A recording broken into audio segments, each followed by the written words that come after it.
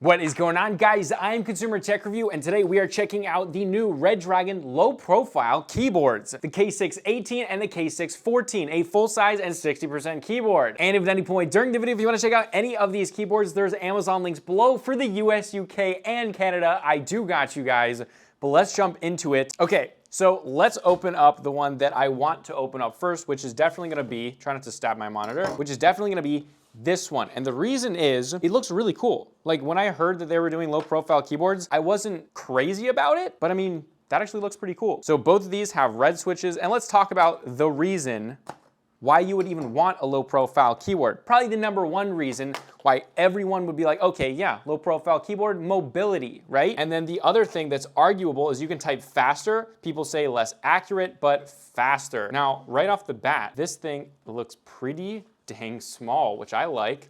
And it looks like it's smaller than a normal 60%. I don't know. It is incredibly light. Ooh, that looks good. Now again, I don't really like that kind of white printing right there. All the F keys here. I don't really like that white printing. And this is a little bit of a bigger deal because, again, low profile keycaps are harder to come by than normal ones. But yeah, overall, first impressions, big no-no right off the bat. Right here, that is really loose, which is weird because a lot of Redragon keyboard never had an issue like that. That's something I noticed right off the bat. Look at that. Now, will this affect you when it's actually on the table? Probably not. All right, but continuing on with this, the bottom is plastic, pretty hollow. Now the top plate, I can't tell if it's metal or plastic. Yeah, I really can't tell that. It's not super heavy. It's not incredibly light, but come over to the table. Let's get a little bit of a sound test and feeling test. Okay, it's not bad. So these are using red switches. Let's just see if we can pull one of these off. Okay, so that looks like the MX style switch, which is different than something like a KO low profile switch, which is nice to see. And I think Aotemu makes these. I'm not sure. All right, so in the box, it comes with probably replacement switches. Yeah, it comes with 4 red replacement switches and a USB-C cable. Now let's talk about the USB-C cable because this is actually a big deal for this specific keyboard. This is a wired keyboard, which is, it's on the side. Why do they keep doing that? They're putting it on the side. I don't like that. Okay, here's the reason that's an issue. Probably the biggest thing for everyone. Like some people say that you can actually press the keys faster, right? Because of shorter travel distance, which definitely is true, but that's not the biggest reason why people are gonna buy a low profile keyboard. It's mobility. You can slip this into a bag very easily, but then it's not Bluetooth.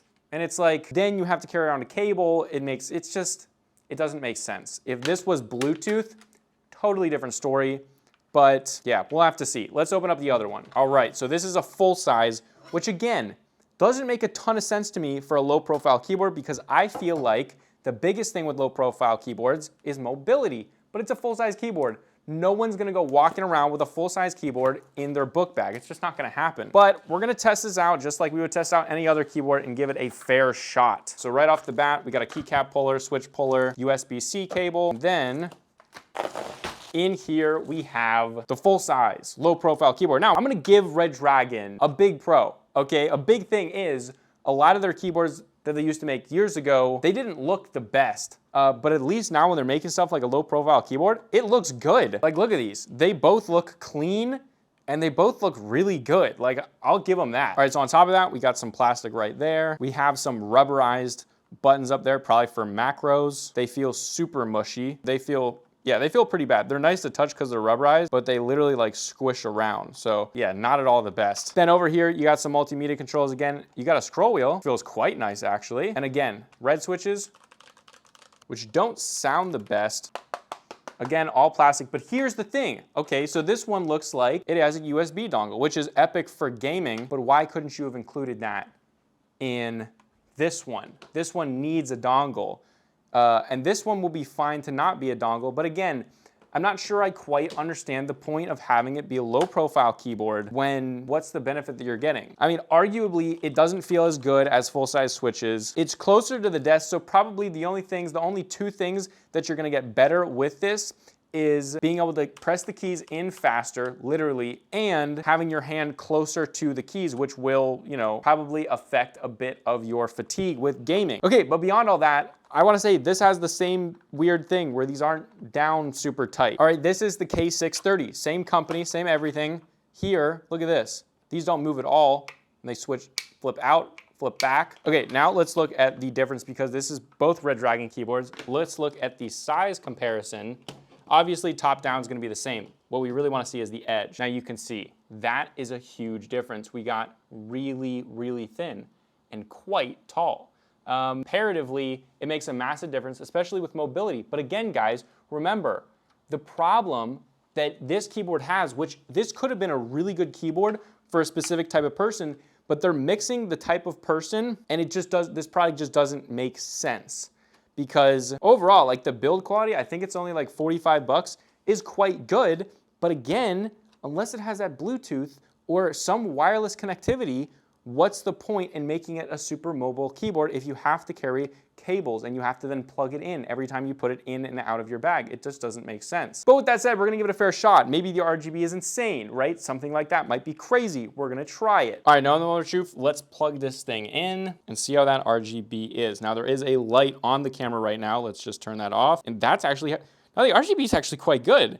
It's probably like typical Red Dragon for their newer style. Their 60% keyboards just seem to have, like the K630, the K530 just had better RGB than the other ones. And I would say this is on par with that. It's actually quite good. Obviously, it functions pretty normally. All right, now I will say, these actually feel better than I was expecting. And the stabilizers, while not being crazy good, they're not terrible. And they were better than I thought they were gonna be. Now, I will say, for typing, a low profile keyboard is nice, but it's just different. It's not like one is better or worse. It's easier to fix mistakes and not make mistakes with something like a normal keyboard mechanical switch, whereas a low profile switch, you can actually type a little bit quicker, but you might have more errors, meaning that you might not be able to type correctly quicker.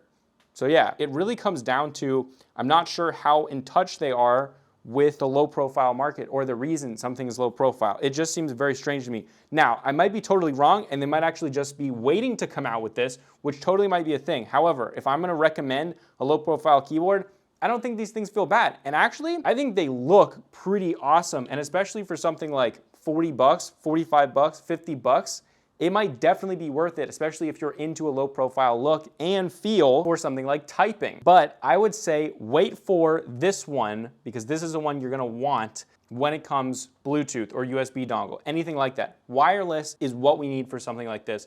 Otherwise, it's just not really worth it. However, that being said, this is my personal opinion, and you guys might just like a low profile keyboard. Maybe you like typing on a low profile keyboard that has good RGB. This keyboard is great for that, and it's full size, and I don't think it's too expensive. It's also got Bluetooth and 2.4 gigahertz USB dongle. So if you want to game on it and you just like a low profile switch, this would actually probably be pretty good for that. And obviously this is gonna operate well for gaming because, again, you don't have to press down that far for something like gaming. Yeah, again, if you want to check out these brand new low profile keyboards from Red Dragon, there's Amazon links below for the US, UK, and Canada, or get it direct from Red Dragon. Use code CTR5%, save 5% on your order, and help support the channel. But yeah, I'm not actually sure how many people are gonna watch this, but if you are staying till the end, I'm gonna fill you on what's going on with Consumer Tech Review and Type-C Tech Reviews and the review guide for that matter.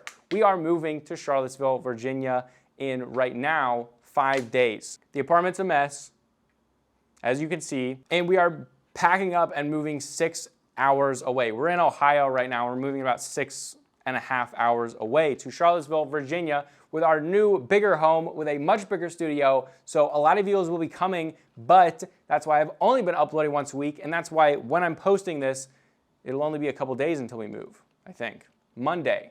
So yeah, for now, I'm posting every Monday on Consumer Tech Review and some videos on Type-C Tech Reviews, my secondary monitor channel. But yeah, some of these videos I've been trying to put a lot of effort in. I really wanted to showcase these and kind of give my thoughts about them. But again, we're moving, so I don't have a ton of time to do an in-depth video. But my last 2 or 3 videos have been really, really good, and I put a ton of effort into them, even though the last one at this point, which won't be the last, but it'll be the one before the last one, didn't get very many views. So if you didn't see that video, go check it out. The best top 5 accessories for the Xbox Series X and PS5. But yeah, I also will be doing a video very soon, probably about being a YouTuber and money and tech and everything like that. So if you guys are interested, comment below because I'm not really sure if I want to post that or not. But kind of my story, how I became a YouTuber, how I make money and do this as a full-time living, and stuff that you guys might find interesting if you're trying to become a YouTuber, because I have definitely been doing this a lot longer than I've done this channel and Type C Tech Reviews for. So yeah, if you guys are interested in that video, definitely comment down below. I know there's probably only like 20 of you that probably stay until this point in the video, but if you are those 20 people, I love you guys. Thank you for supporting the heck out of Type C and Consumer Tech Review. A lot of you guys watch both, but yeah, this was Consumer Tech Review. If you guys enjoyed this video and it helped you out, help me out and throw a like below. And if you enjoy videos like this, I do a ton of them, so please consider subscribing below. But this was Consumer Tech Review, and I'll see you guys in the next video.